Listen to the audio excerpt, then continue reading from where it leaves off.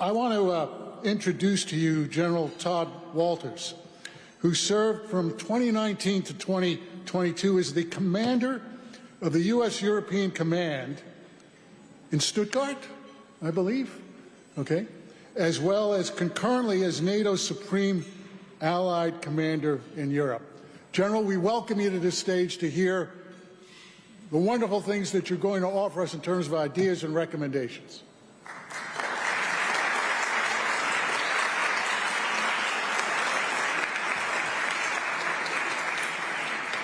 Well, we've heard some fantastic words this afternoon, and let me just start by acknowledging what I have observed as the positive campaign momentum that you all have displayed today.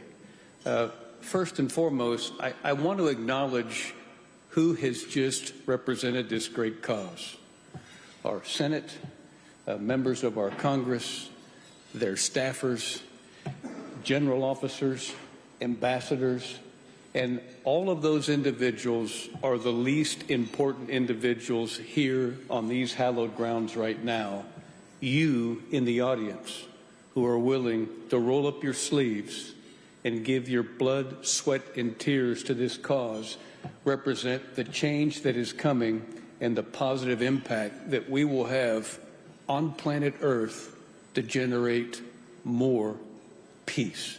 And that is what we're after.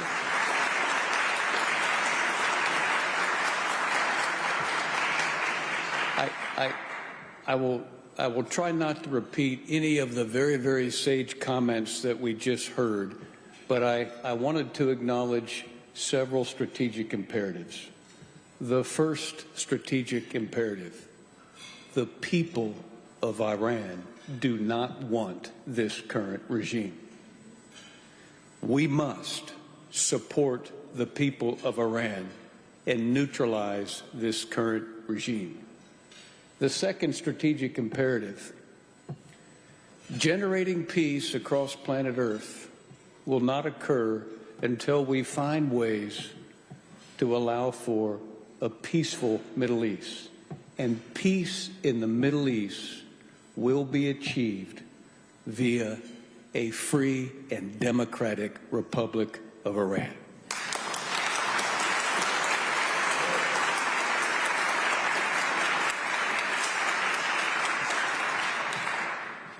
And this group, at all levels, represents the cause that we must embrace to succeed. The global awareness of those two strategic imperatives must be proliferated, and we can do that together by gatherings such as this and getting the word out, as General Jones talked about, amongst the staffers that represent our United States Congress.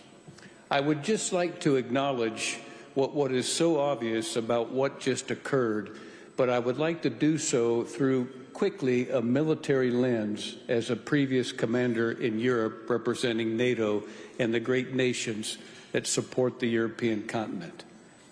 The most glaring, obvious change as a result of the fall of Assad is the fact that the nexus that exists in nefarious activity from Iran to the West to Syria, to the Eastern Mediterranean, to Eastern Europe, to the Baltic Sea, to the Arctic, and to the Atlantic has just been broken.